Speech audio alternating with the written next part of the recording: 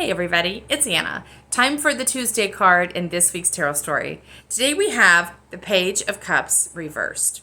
So the page is the young energy of the court cards. I think of him as the youthful student energy, the energy that's very flexible and creative and exhilarated, still ready to be surprised, ready to go on a new adventure. Cups are connected to the hearts. They're about listening to your intuition as well as connecting with others and feeling emotionally fulfilled and well in the world.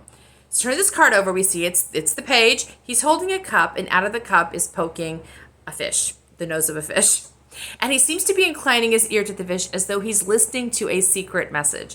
And I love that interpretation of the card because it reminds us that the intuition does sort of whisper to us from unusual places. And we have to be willing to be not that linear as we get that information. We're not being logical. We're not being rational. We're sort of following our instincts, following our intuitions, noticing guidance, noticing signs where someone else might not see that at all. We know it because it's our fish. So we recognize the voice of our fish. Not only do we recognize it, but we pause and we listen to it because we know there's genius coming out of the fish's mouth.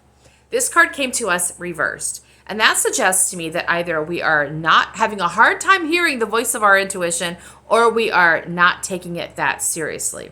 And I think that might be connected to yesterday's card. We had the Seven of Wands. And I talked about how the seven is about making a choice, wisely making a choice. Wands are about passion and inspiration. So you're choosing to move forward in your passion. You've got a vision. You're making a choice. You're being very deliberate and intentional about setting your course in a certain direction because it matches your calling. The problem with that card, like I said yesterday, is the man on it is standing in a defensive posture as though he's ready to fight. That means there's two things happening at the same time. One is that we're following our own calling, our own vision. We're putting energy and intention into that, but we're also distracted by the question of whether someone is going to attack us. And that means we don't have as much energy available. It's a split energy field, right?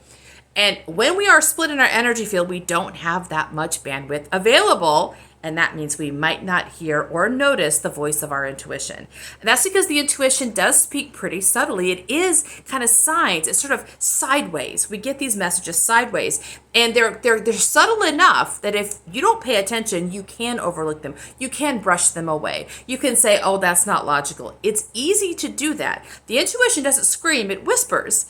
And so you have to decide you want to listen to that whisper, and you have to have enough presence of mind to do that.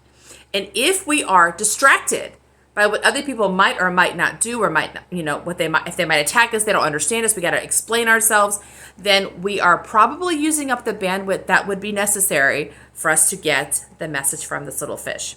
So once again, if you notice that your intuition seems to be going silent on you, it's probably not going silent. There's probably something distracting getting in the way of that. And it could be that defensive posture that was suggested yesterday. So once again, it's a good idea to sort of feel this out, figure out if there is something in you that is coiled for battle. And even if you think that's a good idea, because you have past experiences that tell you, yeah, you got to defend yourself, you got to argue your way out of something. I mean, you may have past experiences and past narratives that connect to that. And you may even think that's a good thing because you're standing firm, right? The problem with that is a lot of energy being directed outwardly. It's not energy that's being directed to your own path.